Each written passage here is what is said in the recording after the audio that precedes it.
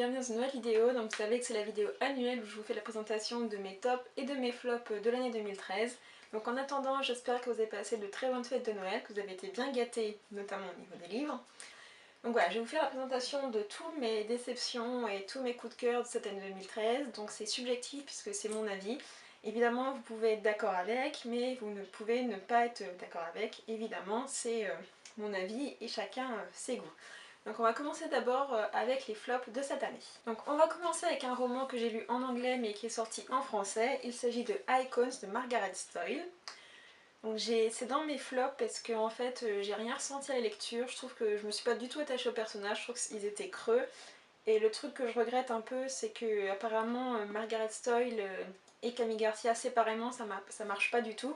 Alors que ensemble elles avaient fait une bonne saga qui était 16 Lunes. Voilà, moi j'ai pas du tout accroché, c'est une dystopie et voilà, pourtant l'histoire de base était plutôt originale, mais bon, tant pis. Ensuite, fait rarissime, il y a un Guillaume Musso dans mes flops. Incroyable, pourtant c'est un de mes auteurs chouchous, en général on n'est jamais trop surpris par la lecture. Et donc là il s'agit de 7 ans après, donc je crois qu'il est paru en 2012, et moi comme je l'ai lu en poche, eh bien je l'ai lu qu'en 2013. Le truc c'est que pendant tout le roman j'étais à fond dedans. Et arrivé à 100 pages avant la fin, je me disais, ça y est, je crois que je sais comment l'histoire va se terminer. En effet, je savais comment elle allait se terminer. Bon, déjà ça, il n'y avait plus trop de surprises, mais surtout c'est que l'épilogue est too much, mais au possible, et du coup c'est super décevant de cet auteur. Et comme quoi, la fin peut gâcher tout le roman, même si celui-ci est bien tout le long. Ensuite, un roman qui a fait beaucoup parler de lui, et je crois qu'il y a beaucoup de personnes qui sont de mon avis. Il s'agit du Prince d'été de Alaya Dawn Johnson, donc publié dans la collection R. Donc là, le truc, c'est une dystopie aussi qui se passe au Brésil. Et en fait, tous les ans, il y a un prince d'été qui doit être élu pour régner, en gros. Et le truc, c'est que je me suis pas du tout attachée au personnage, je l'ai trouvé trop superficiel. Et même si l'univers est quand même assez développé, enfin, je suis pas du tout rentrée dedans et c'est bien dommage parce que, bon, il y avait un beau potentiel. Ensuite on arrive dans de la romance, mais plutôt romance jeunesse, donc il s'agit de Quantic Love de Sonia Fernandez Vidal. Donc le début était vraiment bien parti, puisqu'en plus ça se passe en Suisse, donc c'est un peu un lieu inhabituel où les histoires se passent assez rarement, il faut le dire. Et en plus c'était dans une sorte de recherche scientifique ou spatiale, je sais plus trop. Du coup ça changeait un petit peu. Le problème c'est que l'héroïne au fur et à mesure du roman devient de plus en plus bête, et de plus en plus agaçante. Et du coup la fin est complètement... voilà, c'est too much aussi et du coup j'ai pas du tout... Enfin j'aimais bien au début puis à la fin ça se dégradait au fur et à mesure.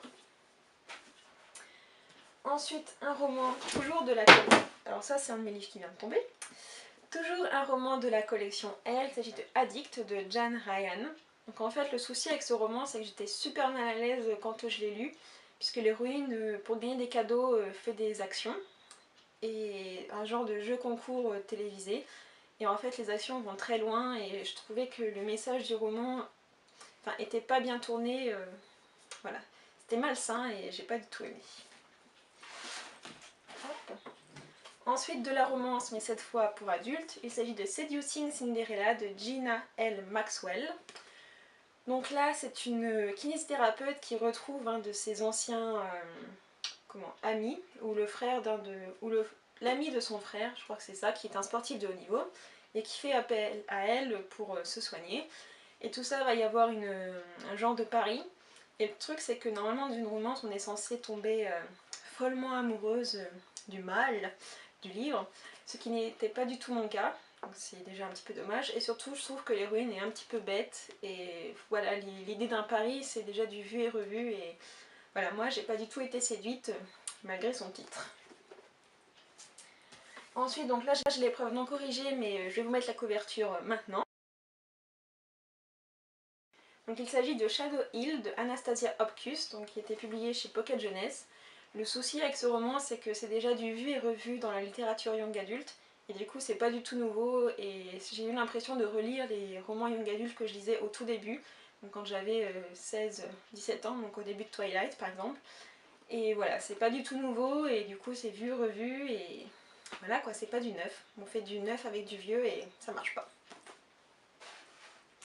Ensuite là on a un policier, Donc c'est comme cadavre de Preston et Child, une mission de Gideon Crew. Donc Gideon Crew c'est un de leurs nouveaux personnages, sinon c'est l'inspecteur Pendergast qui est déjà une série sur lui. Et là c'est le tome 2, donc j'avais pas lu le tome 1, mais je pense que ça aurait rien changé. Le truc c'est que je vais vous raconter un petit peu l'histoire. Donc Gideon Crew est condamné à mort puisqu'il a une maladie incurable, et c'est un policier qui est souvent demandé pour des missions. Donc là déjà vous pouvez vous dire, si vous regardez TF1, que ça ressemble un petit peu à No Limites. J'ai pas vu la série No Limites, et le truc c'est que en fait, pour un policier et pour quelqu'un qui est condamné à mort, il est encore super vif, et il y a une scène avec une tronçonneuse qui est ridicule mais à un point, et la fin aussi qui est vraiment cliché, enfin... Voilà, pour un policier je trouvais ça vraiment dommage, et je m'attendais vraiment à autre chose de ces deux auteurs-là, sachant que j'aimais beaucoup les enquêtes de l'inspecteur Pendergast. Donc voilà, une déception. Ensuite on a une dystopie. Donc, il s'agit de la révolte de Maddie Freeman de Cathy Kavinsky. Donc en VO c'est Awaken. Donc avec une jolie couverture avec un bocal et un papillon dedans. Et là le truc c'est que pour une dystopie, le problème avec ce genre c'est qu'on commence à un peu tourner en rond. Ce qui est dommage parce que j'aimais beaucoup ce genre là. Et là du coup on tourne en rond, c'est l'héroïne qui se retrouve un peu dans un monde virtuel où il n'y a pas d'interaction physique entre les personnages. Et il y a un jeune homme qui arrive et qui lui montre que les interactions physiques sont possibles. Ah là là. Et voilà, c'est pas du tout, enfin j'ai pas trouvé ça original et ça sortait pas du lot. Donc voilà, ça m'a pas beaucoup plu. Et pour terminer, et là je sens que je vais me faire lyncher, mais bon c'est pas grave. Donc voilà, Revanche de Kat Clarke. Donc je vous entends déjà d'ici. Oh, mais c'est pas possible, il est génial ce roman. Oui, il est génial dans le sens où c'est un sujet dont il faut parler. Mais le truc c'est que c'est bizarrement amené, les flashbacks arrivent comme ça un peu comme des cheveux sur la soupe. Je me suis pas du tout attachée à Jem parce que j'aime pas du tout la façon dont elle prend sa revanche, ou se venge, sachant qu'elle utilise les moyens voilà, que les personnes ont fait à Kai. Je sais pas si je suis très claire. Et du coup, j'ai pas du tout apprécié ce roman. La fin rattrape un petit peu. Et bon, après il n'y a que la fin, c'est que sur les 100 pages, les 100 dernières pages que j'ai vraiment accroché. Et je trouve ça dommage parce que c'est un sujet dont ils font parler, mais bon. Apparemment, il y a pas beaucoup de personnes qui n'ont pas aimé, donc bon je fais partie de ces personnes-là. Tant pis quoi. Voilà pour mes choses de l'année plus réjouissantes. On va passer au top. Donc on commence tout d'abord par une romance. Donc il s'agit de Une île de Tracy Gravis Grave. J'ai toujours du mal à prononcer le nom de cet auteur. Donc pourquoi c'est un coup de cœur? Et bien tout simplement parce que l'histoire m'a emportée. C'est une histoire assez simple, mais les personnages sont super attachants. Et le contexte aussi dans lequel l'histoire se déroule est vraiment dépaysante. Et ça prouve que l'amour n'a pas de limite d'âge. Ensuite, une de mes auteurs chouchoutes, donc Gail Forman, pour Un jour avec toi. Donc bon, que vous dire sur ce roman, à part que je me suis beaucoup identifiée à Loulou. C'est un voyage entre Paris, Londres, Amsterdam, et c'est un dépaysement total. On découvre Paris autrement. D'ailleurs, j'aimerais bien aller dans les quartiers que Loulou a visités. Et les personnages sont super attachants. Je sais plus comment ils s'appellent. C'est Alison et Willem, voilà. Et j'ai le tome 2 qui est dans ma palle et il va falloir que je lise assez rapidement. Même si j'ai un petit peu peur d'être déçue, mais bon. Ce premier tome en tout cas était vraiment très très bien. Ensuite c'est un roman que je n'ai pas puisque je l'ai emprunté à une amie et du coup je lui ai rendu. Il s'agit de Saba, Ange de la Mort, Le chemin de poussière. Donc là c'est une dystopie et pour une fois c'est une dystopie qui change un petit peu. Je crois qu'il est sorti en 2011 ou en 2012, donc bon je le lis un petit peu à cœur du retard. Mais c'est une dystopie qui change, c'est un peu sanguinaire. L'auteur fait pas d'état d'âme au niveau de ses personnages. C'est dans un univers qui mélange un petit peu le désert et la forêt et tout ça, enfin j'ai vraiment accroché. D'ailleurs il va falloir que je pense à acheter le tome 2 si je veux continuer l'aventure. Ensuite c'est un roman, c'est mon dernier coup de cœur en date. Donc il s'agit de Aristote and Dante Discover the Secret of the Universe. Donc je vous mets la couverture maintenant. Donc là c'est un roman young adulte contemporain. Donc pour la petite histoire, je suis tombée complètement amoureuse de l'écriture de l'auteur. Donc si vous avez lu mon avis, voilà, vous savez déjà. Mais il y a très peu d'auteurs pour lesquels je tombe amoureuse de l'écriture. Et Benjamin Alire Saez, rentre dans le top 3 de mes auteurs pour lesquels l'écriture est superbe quoi. Très poétique et franchement l'histoire vaut le détour. Un peu comme Revanche, mais par contre c'est beaucoup plus subtil et poétique dans celui-ci. Bien que l'histoire ne ressemble pas non plus à Revanche. Hein. Ensuite on a un roman de Maggie Stiefvater, donc qui est un one shot, Sous le signe du scorpion. Donc là c'est pareil, je suis tombée complètement amoureuse de l'univers, donc ça parle de chevaux. Bon, déjà je suis fan de chevaux. Ça se passe aussi dans une sorte d'Irlande, Écosse, falaise d'Étretat, tout ça. Et c'est des chevaux un peu sanguinaires qui sortent, enfin un peu, non, ils sont sanguinaires. Ils sortent de l'eau, il y a tous les ans une course qui s'appelle Sous le signe du scorpion. Et ce que j'ai adoré, c'est la relation entre Sean, un des personnages, et son cheval. Et on a aussi, comment ça s'appelle, Puck, donc ça c'est la fille. En fait on a à chaque fois les deux points de vue. Et déjà c'est un style d'écriture que j'aime beaucoup et rien que l'univers de l'auteur est juste génial.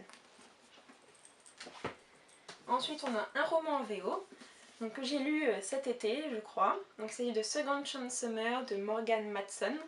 Donc là c'est une histoire assez simple mais quand même terriblement attachante et assez triste. Donc voilà, ça se passe autour d'un lac pendant les vacances. Donc rien que déjà l'univers est assez tentant. Et surtout, ça montre qu'il faut profiter des personnes qu'on aime avant qu'elles disparaissent. Là ensuite, on arrive dans un ovni. Donc il s'agit de Demi-monde hiver, donc c'est de Rod Rees. Donc je crois que c'est publié chez J'ai lu, voilà. Donc quand j'ai reçu ce roman, je savais pas trop comment m'attendre. Et une fois que je me suis lancée dedans, c'est juste une tuerie. Pour un peu vous résumer, en fait c'est un programme informatique où il y a des avatars qui... Enfin, comment dire ? Vous voyez sur les forums on a des avatars, on se fait passer pour des gens et tout. Mais là c'est pareil dans une sorte de jeu. Et c'est pour entraîner les gens en fait à la guerre. Et dans ce jeu il y a tous les tyrans de l'univers. Donc là ils disent qu'il y a Staline, il y a Robespierre, il y a Hitler, enfin tout ça. Donc on rencontre tous ces gens là. Et l'auteur a créé un univers mais juste de dingue. C'est impressionnant de voir comment il a conçu ce roman. Franchement, c'est un roman par contre assez compliqué à lire. Entre steampunk, fantastique, je sais pas trop quel genre. Peut-être science-fiction aussi quand même. Et franchement, c'est un ovni et c'est juste génial. Une fois qu'on l'a commencé, on se demande où est-ce que l'auteur veut en venir. Et j'ai vraiment très hâte que le deuxième tome sorte. Ensuite, c'est une histoire sur ma Kindle. Hop.